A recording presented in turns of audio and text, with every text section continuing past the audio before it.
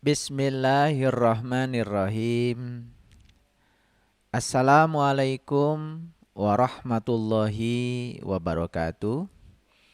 Alhamdulillahi rabbil alamin. Segala puji hanya milik Allah, Tuhan semesta alam yang meliputi seluruh makhluknya, meliputi semua yang ada, meliputi juga yang tidak kasat mata.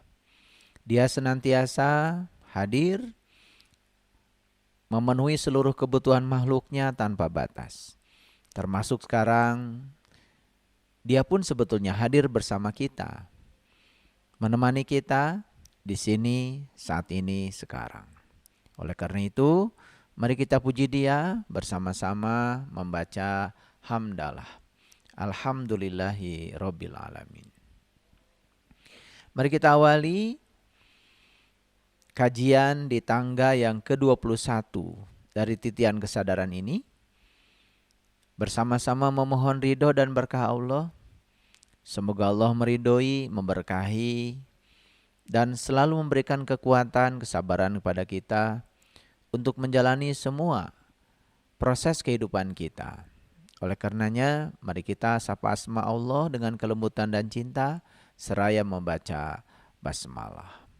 Bismillahirrahmanirrahim. Para sahabatku yang budiman, tak terasa kita sekarang akan memasuki tangga yang ke-21 dari titian kesadaran yang saya rencanakan semuanya adalah 30 tangga. Tentu saja 20 tangga yang sebelumnya para sahabat sudah mendengarkannya, sudah menyimaknya, semoga pelan-pelan sudah mulai mempraktekkan dalam keseharian kita. Karena sesungguhnya belajar kesadaran itu tidak cukup hanya dengan mendengarkan kata-kata. Karena intisari dari belajar adalah melakukan. Kalau kita hanya melihat, tentu saja apa yang dilihat akan mudah untuk dilupakan. Dan kalau kita melihat sekaligus juga mendengar, maka di samping kita bisa mengingat, tentu saja kita bisa mengerti. Apalagi kalau kita bisa melakukan. Kalau kita melakukan bukan sekedar mengerti, tapi kita pun akan mengetahui.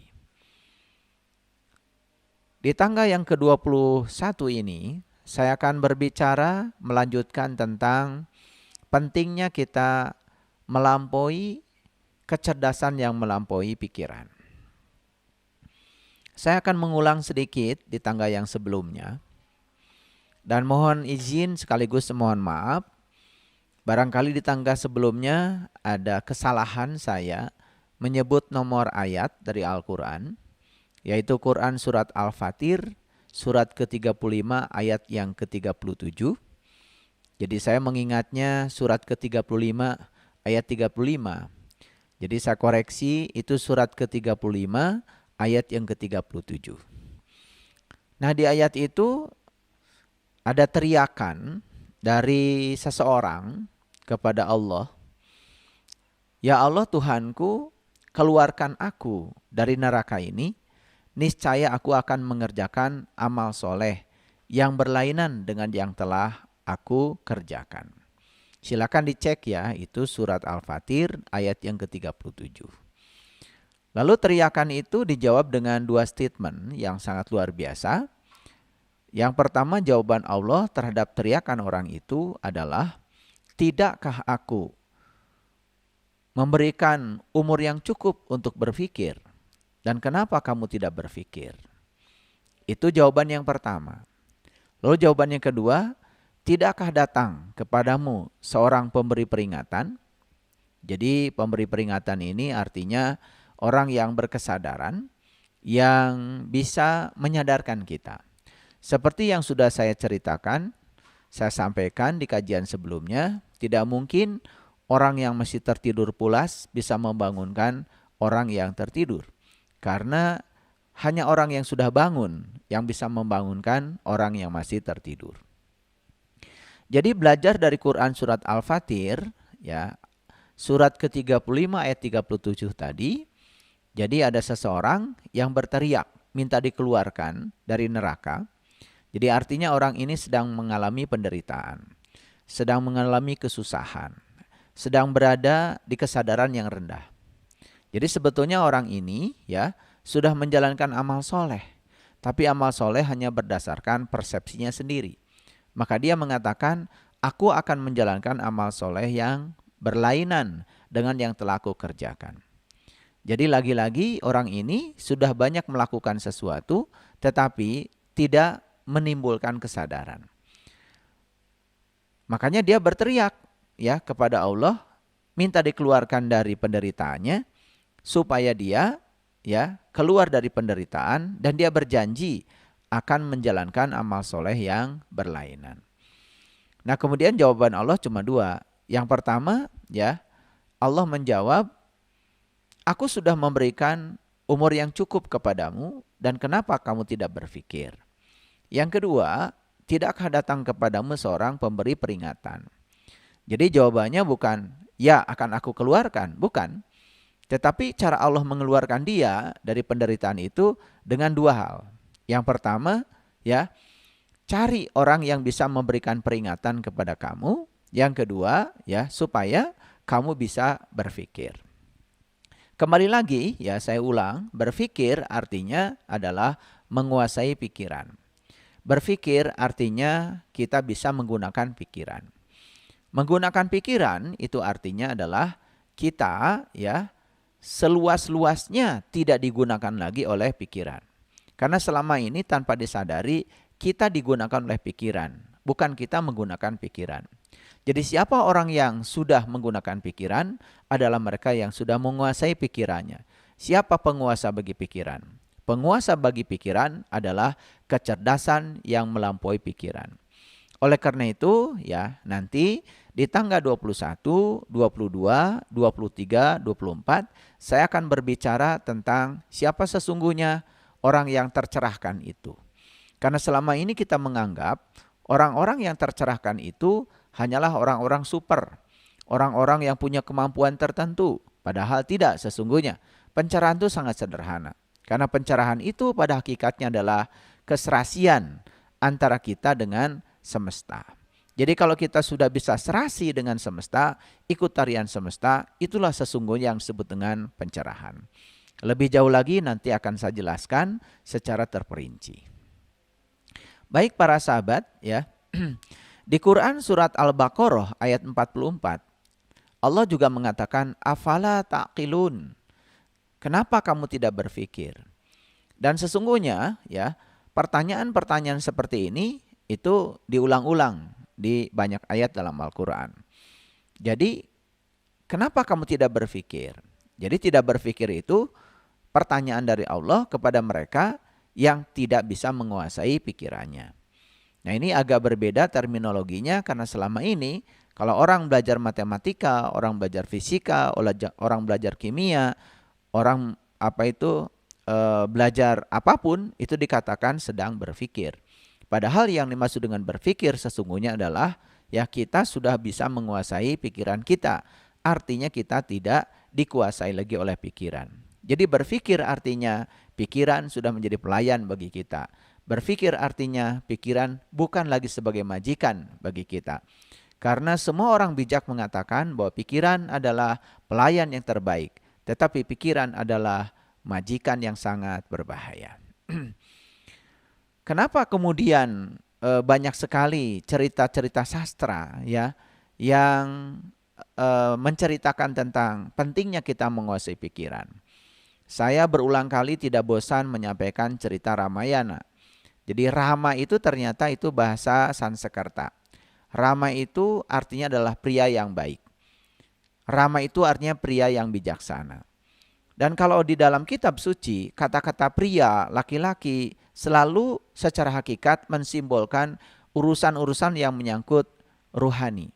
Sedangkan kata-kata perempuan, betina, wanita, ya itu biasanya secara hakikat mensimbolkan segala urusan yang bersifat jasmani. Makanya Rama itu artinya adalah pria yang sudah bijaksana, pria yang baik. Nah, siapa pria yang bijaksana itu? Pria itu mengacu pada urusan ruhani. Urusan rohani dalam diri kita kan berarti urusan kesadaran. Jadi sebetulnya Rama itu ya menceritakan tentang sosok manusia ya yang sudah berkesadaran. Makanya kesadaran itu disebut Sinta. Jadi Rama dan Sinta itu sebetulnya adalah pasangan. Jadi Rama itu adalah sosok manusianya, sedangkan karakter dirinya itu adalah kesadaran. Jadi karakter yang saya maksud bukan karakter bentukan dari luar, tapi yang saya maksud dengan karakter di sini adalah karakter bentukan dari dalam, yaitu ya kesadaran. Jadi Sinta itu melambangkan kesadaran. Oleh karena itu maka dalam cerita Ramayana, sedangkan Yana itu artinya jalan. Nah jalan itu dalam bahasa kitab suci, misalnya dalam Al-Quran itu banyak ya, ada disebut syirat, ada disebut sabil, ada disebut torik. Ya, jadi torik itu jalan, sabil juga jalan, syirat juga jalan. Ya, jadi ada jalan, ada perjalanan. Sedangkan perjalanannya dalam Al-Quran disebut Isra. Makanya setiap manusia itu sesungguhnya harus melakukan perjalanan Isra. Ya, tentu saja kita akan bisa mencapai tujuan apabila kita memilih syirat yang tepat, torik yang tepat, sabil yang tepat. Ya, jadi oleh karena itu maka kalau salah jalan, tentu saja kita pun tidak akan bisa mencapai tujuan. Jadi Ramayana itu sebetulnya adalah jalan Sang Rama untuk bisa selalu memelihara kesadaran. Nah oleh karena itu maka begitu banyak cerita-cerita sastra yang menceritakan tentang pentingnya kita menguasai pikiran, sampai-sampai ya cerita-cerita sastra yang semacam itu melegenda ya. Di banyak pertunjukan selalu saja cerita itu diulang-ulang disampaikan kepada kita. Tentu saja ada pesan semesta yang harus kita tangkap dari cerita itu. Walaupun itu sekedar cerita sastra. Kenapa demikian? Karena saya di episode 21 ini, di tanggal 21 sampai 24 itu akan menceritakan lebih dalam lagi tentang bagaimana cara kita menguasai pikiran itu. Nanti langkah-langkahnya akan saya berikan secara terperinci. Oleh karena itu penting para sahabat untuk menyiapkan catatan supaya nanti setiap kata demi kata yang saya sampaikan bisa dicatat ya secara detail, secara terperinci sehingga dalam prakteknya untuk meraih kesadaran itu tentu saja bisa lebih mudah. Baik ya, kita akan mulai. Jadi sekali lagi jika kita percaya bahwa diri kita ini adalah pikiran, kalau kita percaya dan kita meyakini bahwa diri kita ini adalah pikiran, maka pikiran akan menguasai diri kita. Jadi kapan pikiran menguasai diri kita? Kalau kita percaya bahwa diri kita itu adalah pikiran. Tanpa sadar, ya, kita akan dikuasai oleh pikiran itu. Kapan pikiran akan menguasai kita? Tadi saya katakan ketika kita percaya kalau diri kita adalah pikiran. Dan saya berulang kali mengatakan bahwa diri kita bukan pikiran, diri kita bukan tubuh, tapi diri kita itu adalah yang melampaui ya kecerdasan pikiran. Jadi lebih luas daripada itu. Karena pikiran hanya aspek kecil ya dari kecerdasan itu sendiri. Nah, ada kecerdasan yang melampaui pikiran, jauh lebih luas, jauh lebih cerdas, bahkan tanpa batas. Yaitu kecerdasan yang melampaui pikiran, yang sering disebut dengan kesadaran. Jadi sesungguhnya kita ini ya selama ini menganggap bahwa objek yang menguasai diri kita itu sebagai diri kita sendiri. Nah, kapan kita menganggap objek yang menguasai diri kita itu adalah seakan-akan diri kita sendiri? Ketika kita mempercayai bahwa diri kita adalah pikiran. Ketika kita mempercayai kalau diri kita ini adalah pikiran, yang pertama pikiran akan menguasai diri kita. Yang kedua, tanpa sadar ya kita akan dikuasai oleh pikiran itu sehingga kita pun menganggap seakan-akan yang menguasai diri kita itu adalah diri kita sendiri. Padahal yang menguasai diri kita bukan diri kita sendiri, yaitu pikiran, dan pikiran bukan diri kita. Karena pikiran itu adalah diri palsu kita. Karena yang diri kita yang sebenarnya yang melampaui pikiran itu sendiri. Jadi oleh karena itu maka sadarilah bahwa ada dunia kecerdasan yang sangat luas. Ada dunia kecerdasan yang melampaui pikiran itu. Itu yang disebut dengan kesadaran. Nah, kesadaran itu dalam cerita Ramayana disebut Sinta.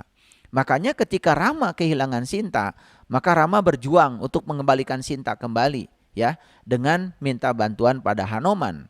Lalu Hanuman membuat jembatan. Ini ada cerita jembatan lagi ya. Jadi jembatan ini adalah jembatan penghubung untuk bisa menarik kembali ya sang Sinta itu ke dalam pangkuan Rama. Siapa yang mencuri Sinta? Yang mencuri Sinta itu adalah Dasamuka. Dasamuka adalah si 10 wajah. Si 10 wajah itu sering disebut dengan Rahwana.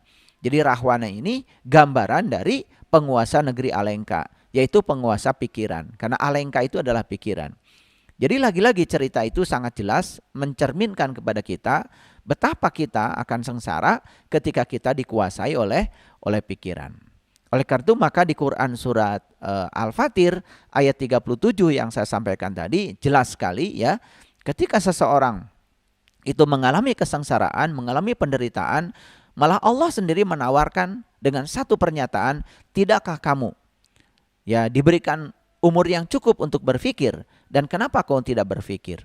Jadi solusi dari Allah pun ternyata untuk mengeluarkan diri dari segala penderitaan adalah bagaimana kita bisa menguasai pikiran. Jadi sesungguhnya semakin jelas, Quran pun secara koheren menyatakan kepada kita bahwa ketika kita mengalami penderitaan, sesungguhnya karena kita dikuasai oleh pikiran. Maka solusinya untuk keluar dari penderitaan itu adalah menguasai pikiran. Jadi sebenarnya ya semua kitab suci juga menceritakan hal yang sama. Cuman memang tidak terlalu eksplisit. Oleh karena itu maka kita belajarnya harus lebih dalam, harus lebih detail, harus lebih rinci. Ya, karena untuk mendapatkan pemahaman yang semacam ini tidak bisa dengan cara belajar selintas-selintas. Apalagi kalau kita ingin mendapatkan intinya, ingin mendapatkan mutiaranya. Karena mutiara tidak pernah di pinggir pantai. Mutiara selalu ada di lautan yang dalam. Dan untuk bisa menyelam pada lautan yang dalam, untuk mendapatkan mutiara, tentu saja kita harus punya kemampuan untuk berenang.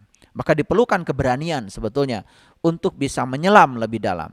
Maka siapapun yang menyelam lebih dalam dengan keberanian, dengan kemampuan untuk berenang, melawan ombak, melawan binatang-binatang yang ganas, maka dapat dipastikan dia akan berbeda ya cara berpikirnya dengan kebanyakan orang. Karena ya cuman jalan-jalan di pinggir pantai ya tentu saja hanya menjadi penonton. Tetapi ketika kita menyelam pada kedalaman bukan sebagai penonton, tapi kita learning to do, learning to be, dan kita belajar untuk menyelam. Maka siapapun yang menyelam bukan sekedar mengerti, tapi dia akan mengetahui. Ya, jadi itu para sahabat. Kembali lagi saya tekankan, sadari bahwa ada dunia kecerdasan yang sangat luas dalam diri kita yang melampaui pikiran. Itu yang disebut dengan kesadaran. Jangan sampai kita kehilangan kesadaran itu seperti Rama kehilangan Sinta. Sehingga harus membuat jembatan, harus membuat syirat. Makanya sangat masuk akal ya, kenapa ya? Di umat Islam itu ya ada satu doa yang dibaca berulang-ulang setiap orang sholat, yaitu ihdinas syiratal mustaqim. Tunjuki aku ke jalan yang lurus.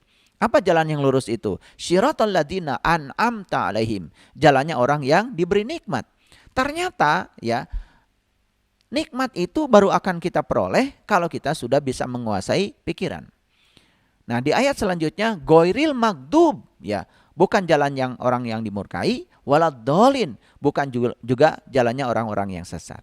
Jadi sebetulnya orang yang sesat itu dia tersesat gara-gara dia tidak tahu jalan. Jadi sebetulnya kalau dia tahu jalan tidak mungkin tersesat. Makanya kata sesat dalam kehidupan sehari-hari sering digunakan untuk menyatakan seseorang yang salah jalan. Aduh saya tersesat. Nah, tersesat itu karena kita tidak tahu jalan. Tidak tahu jalan, kita tidak mau tanya orang, kita juga tidak mau mengaktifkan Google Map, ya, maka kita akan semakin tersandung-sandung sehingga kita merasa sudah mencapai tujuan, malah yang sebaliknya kita berjalan jauh dari tujuan yang akan kita capai. Nah, jadi luar biasa ya. Kenapa kita diajarkan doa ihdinas syiratal mustaqim? Tunjuki aku ke jalan yang lurus. Ternyata jalan yang lurus itu jalannya orang yang dapat nikmat. Ya, jalannya orang yang dapat nikmat, bukan jalan yang dimurkai, bukan jalannya orang-orang yang tidak tahu jalan yang menyebabkan dia menjadi tersesat. Jadi ada kaitan ini ya, syirat di sini. Jadi syirat ini adalah jalan. Jadi sebetulnya syirat itu adalah jalan untuk meraih kembali kesadaran kita yang hilang. Dan akan saya tunjukkan di tangga berikutnya nanti bahwa sesungguhnya ya yang disebut dengan pencerahan itu kita hanya meraih sifat dasar kita sebetulnya. Kita kembali ke sifat dasar kita. Makanya Berkali-kali ya di Al-Quran dikatakan kalau kamu ingin diampuni dosa maka kita harus apa? Harus bertobat. Kalau ingin diampuni dosa harus bertobat. Apa artinya tobat? Tobat itu kan bahasa Arab, artinya kembali. Kembali kemana? Kembali ke sifat dasar kita. Kembali kepada kesadaran kita. Karena pada dasarnya kita ini sebetulnya sifat dasarnya adalah sadar. Lalu kenapa kita menjadi tidak sadar? Nah itulah, makanya ketika kita tidak sadar, kita akan terjebak pada apa yang namanya dosa. Tapi ketika kita sadar, yang akan keluar dari diri kita adalah kebajikan. Saya sudah jelaskan di tangga yang sebelumnya bahwa dosa adalah produk dari ketidaksadaran. Sedangkan kebajikan adalah produk dari kesadaran. Begitu kita sadar, yang keluar dari kita adalah kebaikan. Begitu tidak sadar, yang keluar adalah dosa. Bahkan yang namanya kebajikan pun kalau dilakukan dalam keadaan tidak sadar malah justru memproduksi dosa. Dosa menjadi dosa, kebajikan pun menjadi dosa ketika dilakukan dalam keadaan tidak sadar. Itulah pentingnya kita bertransformasi dari ketidaksadaran menuju kepada kesadaran. Ini ya para sahabat. Jadi saya sengaja ya mencoba menyelami beberapa ayat dalam Al-Quran. Kenapa Allah bertanya berkali-kali, afala ta'qilun? Kenapa kamu tidak berpikir? Kenapa kamu tidak berpikir? Pertanyaan itu sebetulnya menyatakan kepada kita, kenapa kamu kehilangan kesadaran? Sebetulnya itu ya pertanyaannya. Kenapa kamu kehilangan kesadaran? Kenapa kamu kehilangan kesadaran? Dan kapan kamu meraih kembali kesadaran yang hilang itu? Karena sifat dasar semua manusia sesungguhnya adalah sadar. Nah, manusia menjadi tidak sadar, kenapa? Ya, karena dua. Yang pertama karena kebodohannya, yang kedua karena egonya. Jadi dua hal yang menyebabkan manusia kehilangan kesadarannya. Banyak manusia yang beranggapan bahwa pencerahan itu hanya bisa dicapai oleh orang-orang khusus, orang-orang tertentu, orang-orang super. Padahal sesungguhnya pencerahan itu sangat sederhana. Karena pencerahan itu adalah sifat dasar, sifat asli. Ketika kita kembali kepada sifat dasar, sifat asli diri kita, dan kemudian kita menjadi serasi dengan keberadaan, disitulah pencerahan terjadi. Nah makanya lihat orang-orang yang tercerahkan. Orang-orang yang tercerahkan tidak pernah berbohong. Kenapa? Karena bagi dia, untuk berbohong aja sudah tidak mampu lagi. Kenapa? Ketika dia ya tidak serasi dengan keberadaan, dia sudah merasa terkhianati oleh dirinya sendiri. Makanya orang yang sudah tercerahkan pasti tidak menyakiti orang lain. Karena sifat dasarnya dia itu adalah pengasih. Sifat dasarnya adalah penyayang. Begitu kita kembali kepada sifat dasar kita, sifat asli kita, sifat otentik kita, apa yang terjadi? Kita akan menjadi serasi dengan keberadaan. Jadi sebetulnya sederhana ya. Orang-orang yang tidak serasi dengan keberadaan, orang-orang yang tidak sejalan dengan keberadaan, sederhana sekali. Karena dia sudah keluar dari sifat dasarnya. Saya sering mengilustrasikan yang sederhana ya. Kalau kita nyapu, kan kita tidak mencari yang bersih. Kalau nyapu itu pasti mencari yang kotor. Begitu yang kotor disingkirkan, sifat dasar daripada tempat itu kan sebetulnya bersih. Sama bahagia juga begitu. Makanya kalau orang mencari bahagia itu keliru. Bahagia tidak usah dicari, karena bahagia itu sifat dasar. Nah kalau ingin bahagia, singkirkan saja segala penyebab yang menyebabkan kita tidak bahagia. Kalau semua disingkirkan penyebabnya, maka kita akan kembali kepada sifat dasar dan kita akan bahagia. Jadi sebetulnya pencerahan itu artinya adalah kembali ke sifat dasar. Jadi jangan dikit-dikit ya ketika kita dengar ceramah, wah ini saya lagi mendengarkan pencerahan. Dengar ada kajian, wah saya sedang mendengarkan pencerahan. Kalau ceramah, kajian itu tidak mengembalikan kita ke sifat dasar kita. Tidak mengembalikan kita bertobat atau kembali kepada sifat dasar kita. Sehingga kita menjadi berkesadaran. Sebetulnya itu tidak disebut sebagai pencerahan. Jadi pencerahan itu sangat sederhana. Dan selama ini kata pencerahan ini kemudian ya sudah begitu banyak dipahami secara kurang tepat. Makanya pencerahan kan dari kata cerah.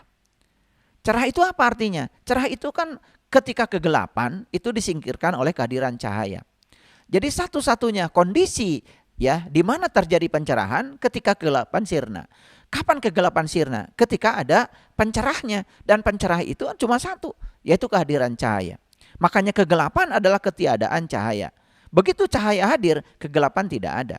Makanya begitu disingkirkan kotoran, sifat dasarnya kembali lagi kepada kesucian. Begitu kita singkirkan kebencian, kita akan kembali kepada sifat dasar kita, sifat dasar yang pengasih dan penyayang. Jadi sekali lagi, pencerahan adalah kembali kepada sifat dasar. Pencerahan adalah kembali kepada sifat dasar kita. Begitu kembali kepada sifat dasar, kita bertobat, maka ya terjadilah keserasian antara kita dengan keberadaan. Nah, ketika serasi kita dengan keberadaan, maka hidup akan penuh dengan keberlimpahan. Begitu kita melawan keberadaan, melawan hukum alam, apa yang terjadi? Seperti kita menentang arus. Hidup menjadi penuh dengan kelelahan, hidup menjadi sangat menyulitkan, ya, penuh dengan perjuangan. Kenapa demikian? Karena kita menentang arus. Makanya keserasian dengan keberadaan berarti kita sejalan dengan kemauan dari keberadaan itu sendiri. Jadi pencerahan itu ya adalah rasa keterkaitan kita. Keterkaitan dengan siapa? Keterkaitan kita dengan sesuatu yang tak terukur, yang tak bisa dimusnahkan, yang kekal abadi. Keterkaitan kita dengan diri sejati kita. Makanya ketika kita merasa terhubung dan ada keterkaitan kita dengan diri sejati kita, pencerahan itu tidak bergantung pada waktu. Bahkan di setiap ruang dan waktu, pencerahan akan selalu terjadi. Dan ketika pencerahan terjadi di setiap ruang dan waktu, berarti kesadaran kita akan terus naik. Kesadaran kita akan terus memuncak. Jadi pencerahan itu adalah keterkaitan dengan sesuatu yang pada dasarnya sesungguhnya adalah diri kita sendiri. Diri yang mana? Bukan diri yang luar. Bukan diri yang pikiran, bukan diri yang tubuh. Tapi diri yang lebih besar lagi, yaitu diri kita sendiri yang sering disebut dengan diri sejati. Jadi kalau kita berbicara tentang diri sejati, berarti diri sejati itu adalah diri yang sejati, diri yang kekal, diri yang tidak pernah terjebak oleh kelahiran dan kematian. Jadi pada dasarnya kan diri sejati kita itu adalah ruhku yang Allah tiupkan kepada kita. Kalau ruhku adalah bagian dari dirinya Allah yang ditiupkan kepada kita, barangkali ilustrasinya sederhana. Kalau kita punya satu botol air dan kita menyebut itu adalah air, kalau kita pisahkan satu tetes saja air dari botol itu, pasti kita menyebut yang satu tetes juga air. Dan sifat yang satu tetes dengan yang ada di dalam botol kan sama. Sama pH-nya, ya, sama salinitasnya, sama kadar garamnya, ya. Sama sifat-sifat fluidanya sama. Molekulnya juga sama. Jadi kalau saya punya air satu botol, kayak saya sebut air, maka bagian satu tetes dari satu botol kan air juga. Jadi Allah yang meliputi semesta raya ini sudah menitipkan bagian dari dirinya kepada kita, yaitu diri sejati kita yang namanya ruhku. Dan aku tiupkan ruhku setelah disempurnakan penciptaan tubuh ini. Berarti sesungguhnya ruhku itu siapa?